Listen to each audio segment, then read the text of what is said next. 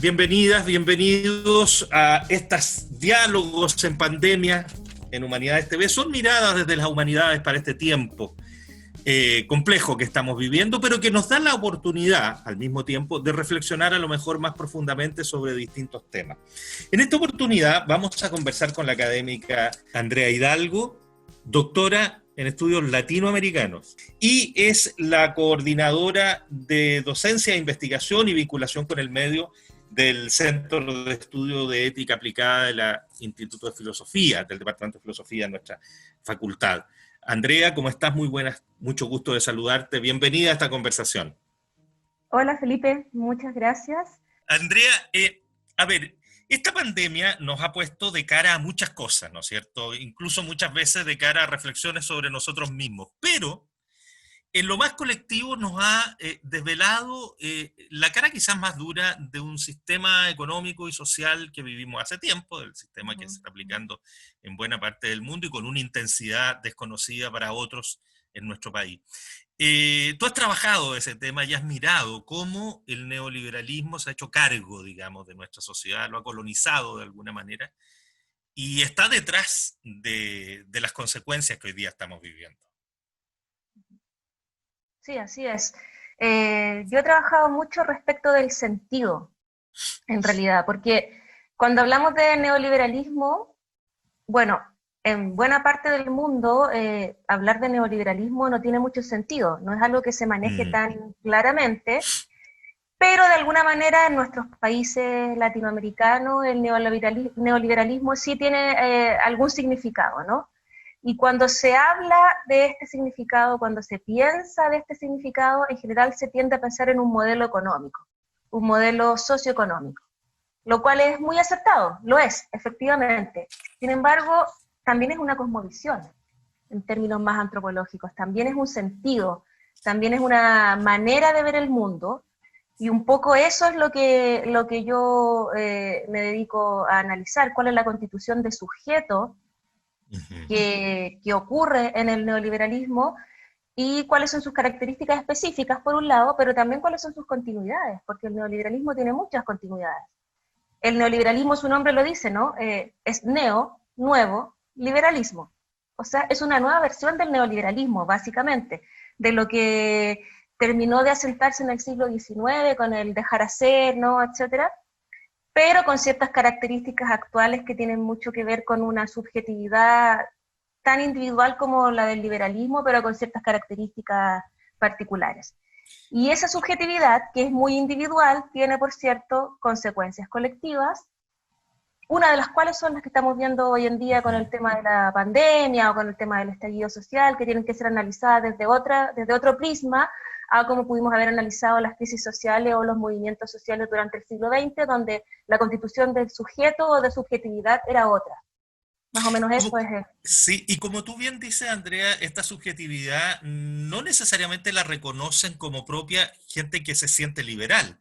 Hay quienes sostienen que este neoliberalismo quiebra la tradición, fundamentalmente la tradición más bien democrática del liberalismo, y la tradición de si bien el individuo es fundamental en el liberalismo, no hay una ruptura tan potente con lo colectivo, con lo societal. No sé si estás de acuerdo con eso. Sí. Sí, exactamente. Lo que pasa es que uno podría decir que el liberalismo se divide, tiene como dos grandes ramas, ¿no? El liberalismo empieza como una filosofía política, una manera de intentar liberarnos del antiguo régimen, de la preeminencia de la iglesia, y es básicamente un pensamiento político que busca, bueno, eventualmente la libertad y la igualdad, ¿no? Esa es una de las ramas del liberalismo, que podríamos llamar liberalismo político, liberalismo continental, etcétera. La filosofía moral, por ejemplo, de Adam Smith, no estaba centrada en la economía. Lo que a Adam No, Smith le para nada. interesaba, no, claro, era la manera de generar una sociedad armónica donde todos pudiéramos ser libres e iguales. Lo que pasa es que esa libertad y esa igualdad es diferente a la libertad y la igualdad que concibe, por ejemplo, el marxismo con posterioridad, ¿no? Y de esa rama se desprende, del mismo Adam Smith, a medida que va avanzando su propia escuela de pensamiento, esta idea de que la mejor manera de hacerlo es en el mercado, a través del du commerce, que se le llama, ¿no? Y ahí es cuando se empieza a dividir, y en el fondo uno piensa, hoy en día en Estados Unidos la gente de izquierda se llama liberal. El Frente Amplio tiene un partido que se llama Partido Liberal. Claro, Entonces, claro. toda esa línea del liberalismo político se tiende a estacionar más bien en el área de la izquierda y del reformismo, ¿no? Por oponerlo a la revolución. Y está este otro lado, que es el liberalismo económico, por llamarlo de alguna manera, donde se pierden estos ideales políticos y se empieza cada vez más a, de alguna manera, a sostener antivalores del liberalismo, ¿no?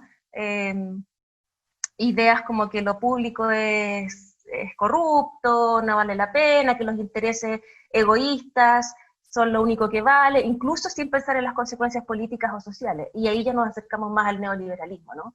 Que, valga decirlo, es una tendencia del siglo XX, que nace más o menos por ahí por el año 30 del siglo XX, entonces ni siquiera tampoco es tan nuevo, ¿no? Ni siquiera, sí. Su fuerza aparece en los años 70, 80 del siglo XX, pero la verdad es que es un pensamiento que lleva mucho tiempo desarrollándose y es hijo directo del liberalismo en su tendencia más, llamémoslo salvaje, para que nos entendamos, ¿no? Hay harto Ahora, más que...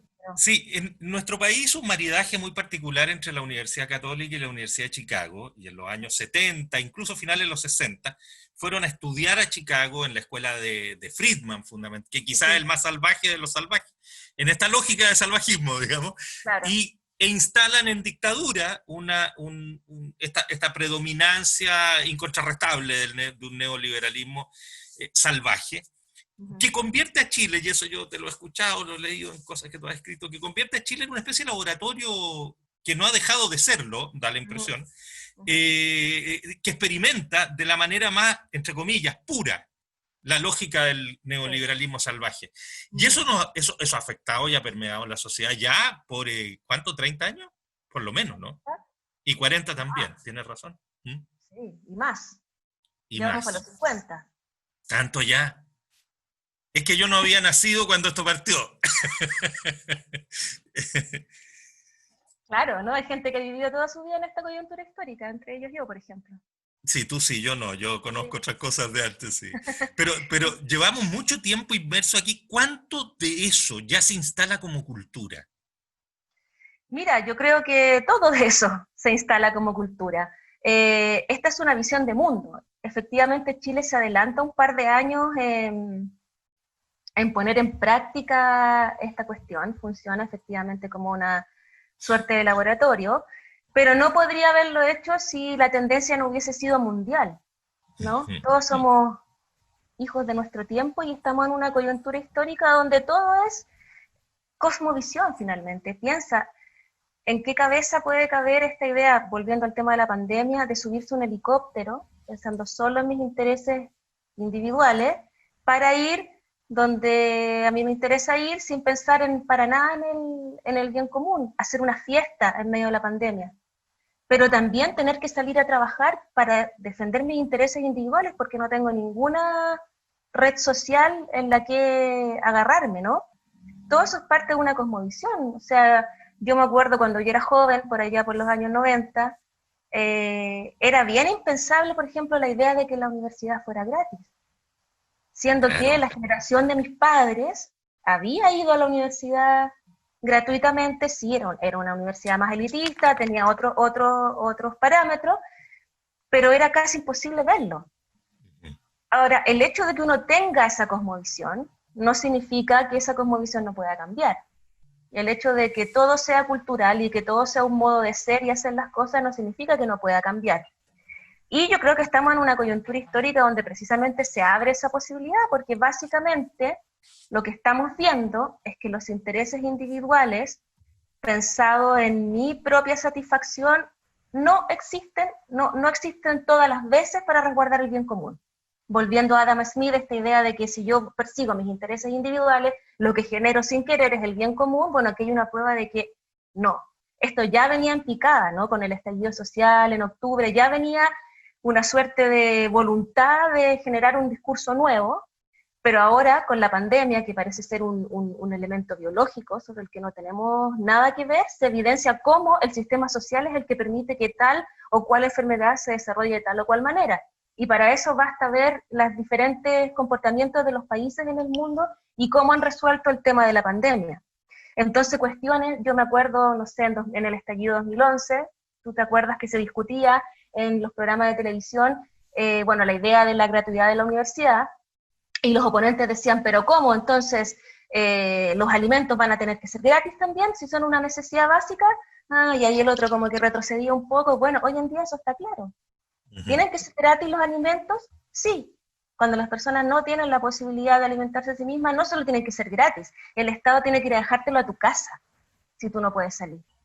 Ese cambio radical es un cambio cultural, es una coyuntura histórica que abre la posibilidad a un cambio cultural, que tiene que ser social y económico también, disculpe. Claro, dos cosas. Uno, ¿tú crees que, vamos por orden mejor, vamos con esto, octubre, ¿es una respuesta coherente y lógica a esta circunstancia con capacidad de transformarla? ¿O es simplemente la expresión de una molestia que ya no tiene, que se desborda? No es por hacerle homenaje a Desbordes, ¿no? Que está en su pelea propia con la derecha, pero que es un desborde de molestia, de abuso, de rabia, o puede constituir, digamos, la avanzada de un cambio cultural que modifique las claves del neoliberalismo. Yo diría que es lo segundo, con hartas posibilidades de ser lo primero. Mira, en mi trabajo yo me he dedicado a estudiar cuáles son las narrativas políticas que mueven la modernidad, ¿sí? Y he determinado que en términos pasionales, porque yo me muevo mucho con las pasiones en la política, hay un relato político moderno que es un relato emancipatorio y que es de futuro. Se hace liberal, se hace marxista, lo que sea, la gente durante el siglo XIX, bueno, desde mucho antes, ¿no? Pero durante el siglo XIX y el siglo XX particularmente se mueve en torno a una promesa de futuro, o una promesa de ser capaces de traer el cielo a la tierra, básicamente, lo que genera una serie de emociones muy importantes que movilizan políticamente, como la esperanza, la obstinación, por ejemplo, que son dos pilares fundamentales. Lo que llamábamos utopías, ¿no? Exactamente, lo que llamábamos utopía. Esa narratividad utópica, centrada en el futuro, es la que no existe hoy en día, es la que se ha perdido con el neoliberalismo. El neoliberalismo lo que hizo fue que clausuró la narrativa política, porque dijo la utopía se consiguió.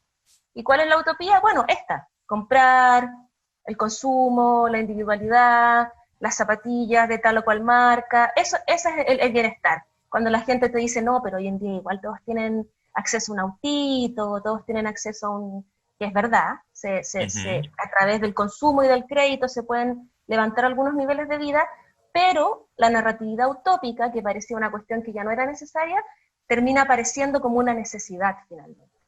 Eso es lo que es el estallido de octubre. Eso es lo que es el estallido ahora en el mundo, cuando empiezan a botar estatuas de los esclavistas. Es esa necesidad de narratividad utópica que es una necesidad pasional, es una necesidad de esperanza, que nos parecía que no tenía mucho sentido, pero resulta que es parte de nuestra constitución humana, digamos, de subjetividad que requerimos, ¿no? Entonces, ¿qué es lo que hacen?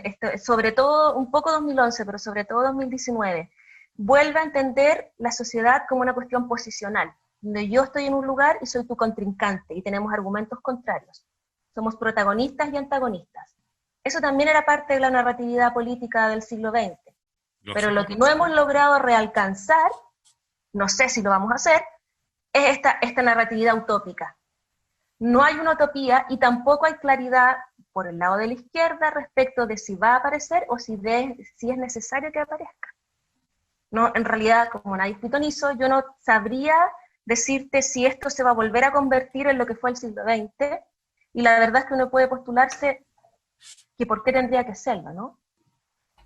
Tal vez es posible es difícil, que nos quedemos, ¿no? Sí, tal vez es posible que nos quedemos en luchas posicionales durante mucho tiempo, pero finalmente la gran debilidad es esa, no hay una narratividad política hegemónica que sea capaz de oponerse al neoliberalismo, que de por sí ya no es una narratividad hegemónica.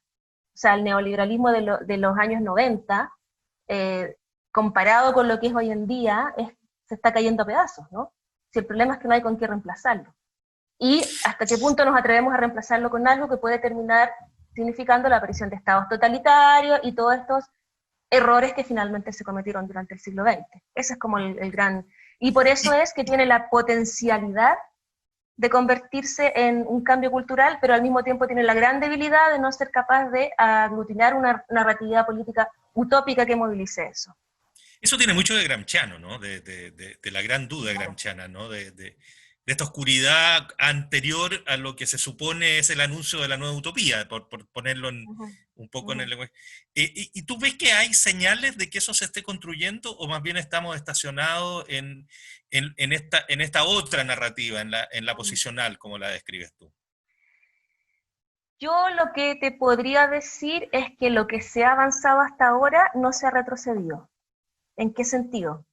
Lo que 2011 logró hacer, que fue avanzar en esta política de posiciones y de argumentaciones contrarias, no se perdió. A tal punto no se perdió que el estallido se levantó en 12 horas, 24 horas, o sea, y con narratividades que ya sabíamos, con los mismos personajes, ¿no? Con los mismos personajes que aparecieron en 2011, algunos más, algunos se levantaban más, otros se levantaban menos, pero más o menos con las mismas ideas, con los mismos protagonistas, los mismos antagonistas, y fue mucho más fácil de construir.